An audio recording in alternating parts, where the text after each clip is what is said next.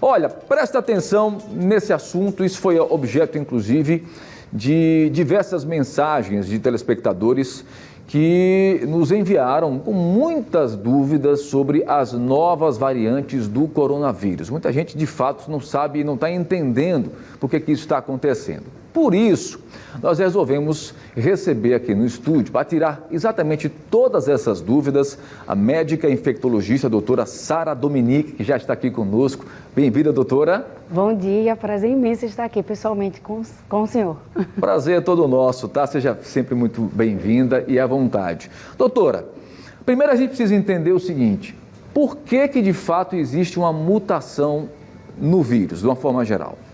Bom, o vírus da família coronavírus são vírus muito simples e são vírus muito habilidosos. Eles praticamente têm a capacidade de adquirir mutações para adaptação. Porque vírus, fungos e bactérias, eles já estão no nosso planeta há muito mais tempo que nós, seres humanos, que somos muito mais complexos. Então, por que ele vai ganhar mutação? Justamente para ganhar força e se manter aonde ele pode se multiplicar. Então, como ele já percebeu um decréscimo nessa capacidade de multiplicação, com as medidas de isolamento, de uso de máscara, o que ele está tentando fazer, está conseguindo de maneira muito perspicaz, é ganhar força para entrar na célula, se multiplicar. Essa multiplicação se dá de maneira mais eficaz do que a cepa original da Ásia, né, a cepa inicial, e dessa forma a gente vai ter um tempo aí para se adaptar a essa mudança do vírus e a gente já percebe que no mundo tem pelo menos 3 variantes. Essas 3 variantes, elas comungam de algumas mutações idênticas e a cepa aqui do Brasil, que já é reconhecida como a cepa nova no mundo, ela é muito semelhante à cepa da África. Então, o vírus tem essa capacidade, assim como outros vírus, porque o material genético dele é muito pequeno, perto de uma célula mais complexa, como a célula do corpo humano, então ele vai ter um poder de adaptação muito maior do que o nosso. E o vírus só quer uma coisa, entrar na célula e se multiplicar. Então ele não vai medir esforços, né, com a população, infelizmente, de ganhar essa capacidade de, acumulando mutações, a proteína dele entrar na célula e se multiplicar. Nós estamos observando ainda um ritmo muito lento de vacinas no Brasil, de uma forma geral, isso fazendo um comparativo, evidentemente, com outros países, primeiro mundo, próprios Estados Unidos também. Essas vacinas que estão aos poucos chegando aqui no Brasil, nós temos até então 2 vacinas que estão sendo disponibilizadas. Essas vacinas são suficientes para atingir essas novas variantes, essas novas cepas, ou ainda é uma incógnita? Ainda é uma incógnita, uma medida que as vacinas foram feitas para reconhecer e se ligarem à proteína do vírus original.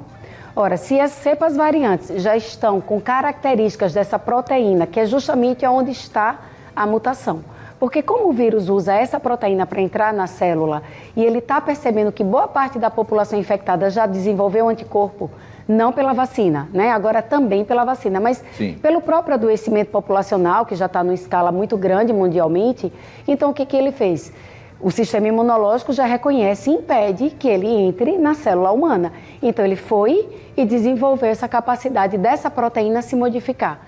Então, o que nós percebemos é que o efeito da vacina ele poderá ser parcial frente a essas variantes. O mundo ainda não tem essa resposta de maneira exata, mas pelas características da nova proteína de todas as cepas que já são novas no mundo, a gente acredita que o efeito da vacina deva ser parcial e não completo, provavelmente. O que não significa dizer que as pessoas deixem de ser vacinadas, deixem de procurar as vacinas nesse primeiro momento. A senhora concorda? Sim, sem sombra de dúvida, até porque a vacina é a única medicação que realmente vai impedir com que a gente tenha a forma grave da doença.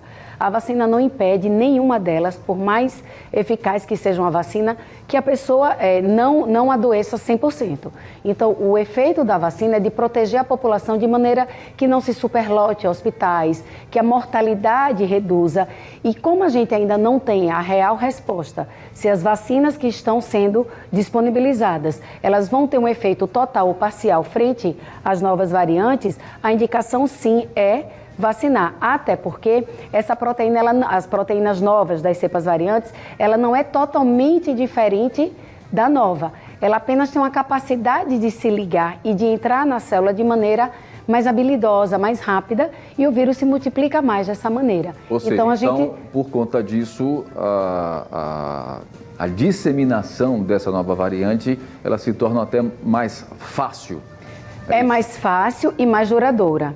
A gente sabe que o vírus de origem asiática, numa pessoa que não se hospitalize, que não tenha nenhuma doença imunossupressora, se tiver a Covid de forma leve, ela transmite 10 dias. Com as cepas variantes, isso já está avaliado, a transmissão mesmo para forma leve é de 20. Até porque, como eu já falei, o vírus ele é muito habilidoso. Então, o que ele quer é sobreviver. O fato de ser disseminada com mais facilidade, da mesma forma, a letalidade anda na mesma velocidade? Não, a letalidade até agora das cepas variantes não é semelhante à cepa original. Até porque, como a gente já tem uma certa imunidade, seja vacinal, uma cobertura ainda pequena, ou seja, de quem já teve a Covid inicialmente, isso nos dá, sim, uma certa proteção. Até agora, tudo que tem sido estudado e atestado pela ciência, as evidências é de que as cepas variantes, elas causam uma doença leve. Então, a gente ainda não sabe como vai se comportar, né? O poder de acumular mutação. Então, esse ano de 2021 é um ano assim, de muita observação, de muita temperança, de muita cautela, e a população precisa ajudar. A distribuição da cepa, ela vai se dar à medida que a gente aglomere, que desrespeite as medidas de distanciamento, mas ela ainda não é tão prevalente. Né? A gente, aqui em Alagoas só temos 2 casos, mas se a cepa tomar conta, a gente vai ver em tempo real do que ela é capaz.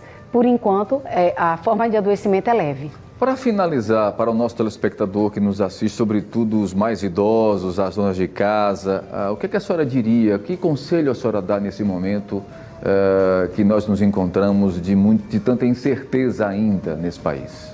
Olha, aqui em Alagoas, eu acho que o melhor conselho a se dar é a gente aproveitar ainda um momento de controle. A gente está vendo alguns estados no Brasil passando por verdadeiro caos, né? E pedir realmente à população que preserve o idoso, que evite a aglomeração. Nós não estamos vivendo isolamento social, o comércio está aberto, existem festas, só não tem grandes eventos. Então, assim, é pedir realmente bom senso, que a população promova o bem coletivo. A utilização da máscara ela é imprescindível, né? Deveria realmente se tornar uma lei. E pedir ao idoso que ele só saia de casa se realmente houver uma necessidade. E se houver algum tipo de sintoma, que procure logo o atendimento médico, exatamente para evitar que a Covid chegue de uma forma tão grave. Mas o conselho é o mesmo desde o início da pandemia. É respeitar as medidas que previnem até que a vacina consiga se dar de maneira global na população em Alagoas.